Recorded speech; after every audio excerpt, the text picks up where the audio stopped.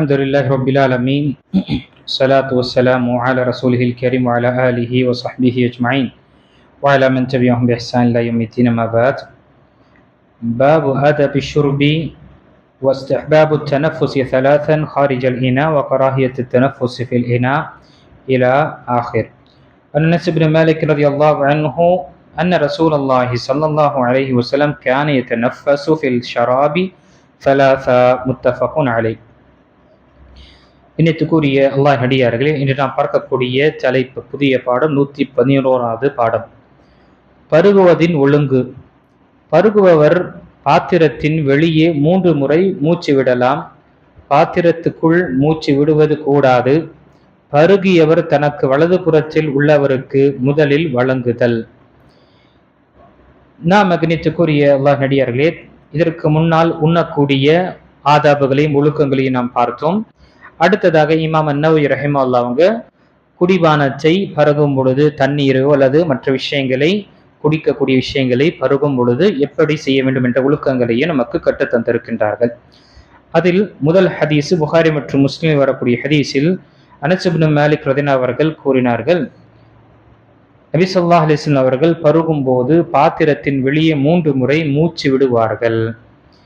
இந்த ஹதீஸில் நாம் அறிந்த விஷயம், முதல் ஆதாபு, நாம் தண்ணீரை அல்லது குடிபானத்தை குடிக்கும் பொழுது அந்த தண்ணீருடைய பாத்திரத்தில் கிளாஸோ அல்லது டம்ளரோ வேற பாத்திரத்தில் குடிக்கும் பொழுது அதில் நாம் மூச்சை விடக்கூடாது.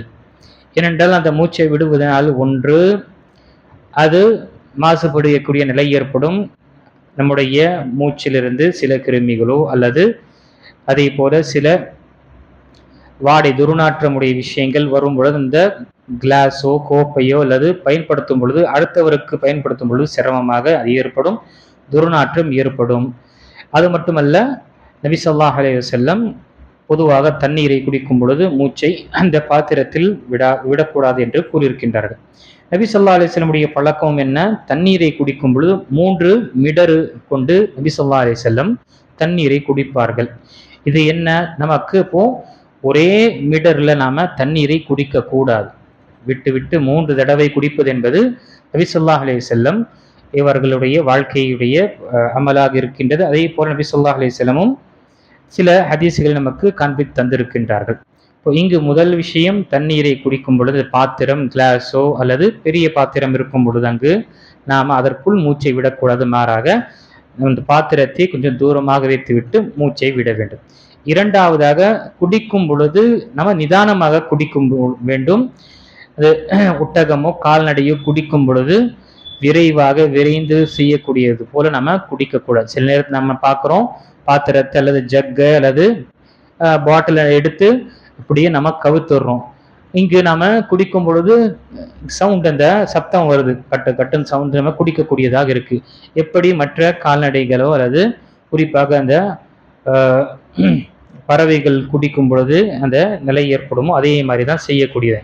இதனால் என்ன ஆகும், நாம குடிக்கக்கூடிய அந்த குடிநீர் அல்லது குடிபானம் உள்ளே போகும் பொழுது குடலுக்கு பாதிப்பு ஏற்படும். டைரக்டாக போய் விழும் பொழுது, அது அவ்வளவு ஃபோர்ஸுடன் விழும் பொழுது என்னாகும், அது பாதிப்பு ஏற்படும். அதனால்தான் நபி ஸல்லல்லாஹு அலைஹி வஸல்லம் என்ன, நின்று குடிக்காதீர்கள் என்று கூட நமக்கு கூறியிருக்கின்றார்கள். நின்று குடிபானத்தை நம்ம தண்ணீரையோ இல்லை மற்ற விஷயங்களை நின்று குடிக்க கூடாது. ஏன்னா குடிக்கும் பொழுது என்ன ஆகும், நேரடியாக நம்முடைய குடலுக்கு செல்லும் பொழுது அங்கு அதனால பாதிப்பு ஏற்படும். சில நேரத்தில் அது பலவீனமாக ஒரு நிலையும் ஏற்படலாம். அது மட்டும் இல்லை, அதனால கண்டிப்பாக மனிதனுக்கு ஏதாவது ஒரு சைடு எஃபெக்ட் வரும். அதற்கு பதிலாக நாம கொஞ்சம் கொஞ்சமாக நிதானமாக நிறுத்தி நாம குடிப்பது அது சிறந்ததாக இருக்கின்றது. எதுவரை என்றால் சிலர் மருத்துவ ரீதியில் என்ன என்று அந்த விஷயத்தை நான் அறியலை.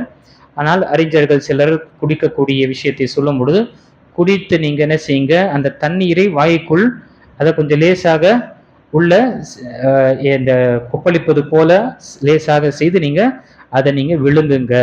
அப்போ லேசாக விழுங்க என்ன ஆகும், அது ஒன்று கொப்பளிக்கும் பொழுது நம்முடைய வாய்க்குள் இருக்கக்கூடிய மற்ற அமிலங்கள் மற்ற விஷயங்கள் உள்ள செல்லும்.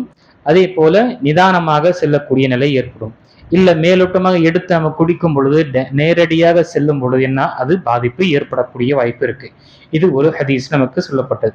அதே போல நபி ஸல்லல்லாஹு அலைஹி வஸல்லமும் என்ன செய்திருக்கிறார், இன்னொரு ஹதீஸ்ல மூச்சை விடுவது, பாத்திரத்துல மூச்சை விடுவதை நபி ஸல்லல்லாஹு அலைஹி வஸல்லம் தடுத்தார்கள். புகாரில் வரக்கூடிய ஹதீஸ்ல மற்றும் முஸ்லிம் வரக்கூடிய ஹதீஸ் அபூ கத்தாதா ரலியல்லாஹு அவர்கள் கூறுகின்றார்கள், நபி ஸல்லல்லாஹு அலைஹி வஸல்லம் பாத்திரத்தில் மூச்சை விடுவதை தடுத்தார்கள்.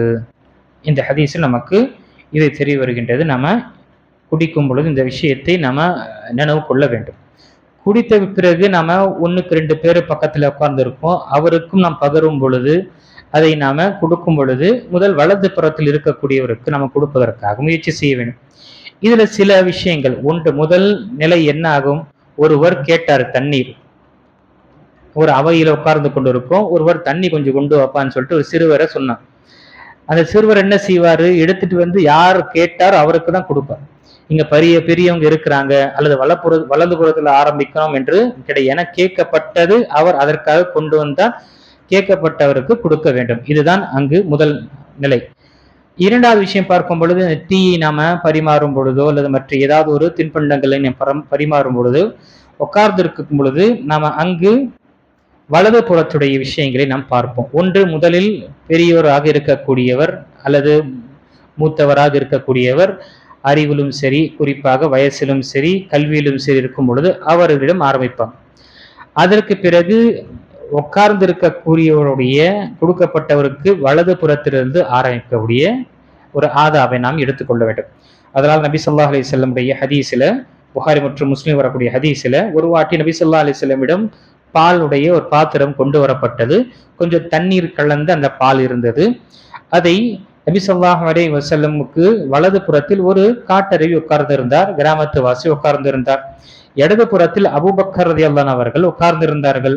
நபி ஸல்லல்லாஹு அலைஹி வஸல்லம் அதை குடித்து விட்டு அந்த ஆராபிக்கு அந்த காட்டு கொடுத்தார்கள். அங்கு நபி ஸல்லல்லாஹு அலைஹி வஸல்லம் அங்கு அல் ஐமன் ஃபல் ஐமன், வலது புறத்தும் முதலில் நாம கொடுக்க வேண்டும் என்று நபி ஸல்லல்லாஹு அலைஹி வஸல்லம் அங்கு கூறினார்கள். இதுவும் என்ன, ஒரு ஒழுங்காக ஒரு அதவாக இருக்கின்றது. அதே சில நேரத்துல சிறுவர்களும் இருப்பாங்க பக்கத்துல.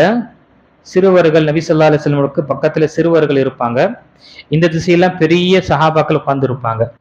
அந்த நேரத்தில் நபி ஸல்லல்லாஹு அலைஹி வஸல்லம் அந்த சிறுவருக்கு கொடுப்பதற்கு பதிலாக அவரிடம் கேட்பார்கள். ஏன்னா அந்த சிறுவருக்கு தான் உரிமை வலது புறத்துல. அப்ப நபி ஸல்லல்லாஹு அலைஹி வஸல்லம் கேட்பாங்க, இது இங்க இருக்கக்கூடியவர்களுக்கு கொடுக்கலாமா என்று கேட்கும் பொழுது என்ன செய்வாங்க, நபி ஸல்லல்லாஹு அலைஹி வஸல்லம் நீங்க சாப்பிட்ட அந்த உங்களுடைய உதடுகள் பட்ட நீங்க குடித்த அந்த மீதம் இருக்கக்கூடிய விஷயத்த நான் யாருக்கும் நான் என்ன செய்ய மாட்டேன், கொடுக்க மாட்டேன் என்று என்ன செய்வாங்க, அதை வாங்கிக் கொள்வார்கள்.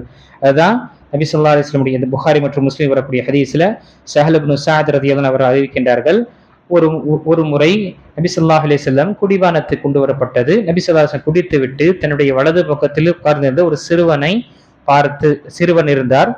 அது நபி ஸல்லல்லாஹு அலைஹி வஸல்லம் இடது பக்கத்தில் பார்க்கும் பொழுது அஷ்யா எல்லாம் மூத்த சஹாபாக்கள் இருந்தார்கள், முதுமை வயதான இந்த சஹாபாக்கள் இருந்தாங்க. நபி ஸல்லல்லாஹு அலைஹி வஸல்லம் அந்த சிறுவரிடம் கேட்டார்கள், அதன் லீ அன் ஊதிய லிஹாவுலா, நீ எனக்கு அனுமதி கொடுக்கிறியா பெரியோர்களுக்கு கொடுப்பதற்காக என்று நபி ஸல்லல்லாஹு அலைஹி வஸல்லம் கேட்டாங்க. அந்த நபர் அந்த வாலிபர் என்ன செய்ய, ஃபகாலல் குலாம் லா வல்லாஹி, அல்லாஹ் மீதானியாக நான் இதுக்கு நான் விட்டு கொடுக்க மாட்டேன்.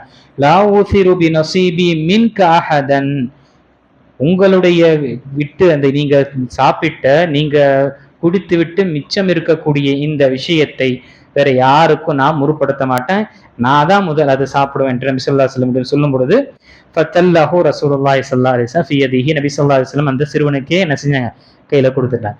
பாருங்க சுப்ஹானல்லாஹ், நபி ஸல்லல்லாஹு அலைஹி வஸல்லம் நாடி இருந்தா விரும்பி இருந்தா இந்த பக்கம் கொடுப்பதனால அவங்களும் அந்த சிறுவனும் கேட்டிருக்க மாட்டார். அதே போல மற்ற யாரும் அந்த விஷயத்துல தடை செய்திருக்க மாட்டாங்க.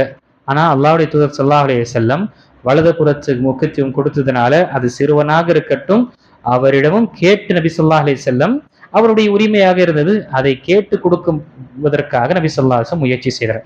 ஆக இன்னும் சில இன்ஷா அல்லாஹ் ஒழுக்கங்களை நாம குடிபானம் சம்பந்தப்பட்ட விஷயங்களை நாம இன்ஷா அல்லாஹ் வரக்கூடிய அமர்வில் பார்க்கலாம். இப்போ இங்கு பார்த்தது நாம மூச்சை விடும் பொழுது பாத்திரத்தில் நாம மூச்சை விடாமல் குடிக்க வேண்டும். அதே போல குடிக்கும் பொழுது நாம 3 மிடறுகளை கொண்டு நாம குடிப்பதற்காக 1, 2, 3 நாம 2 அல்லது 3 தடவை நாம வைத்து என்ன செய்யலாம், குடிக்கலாம்.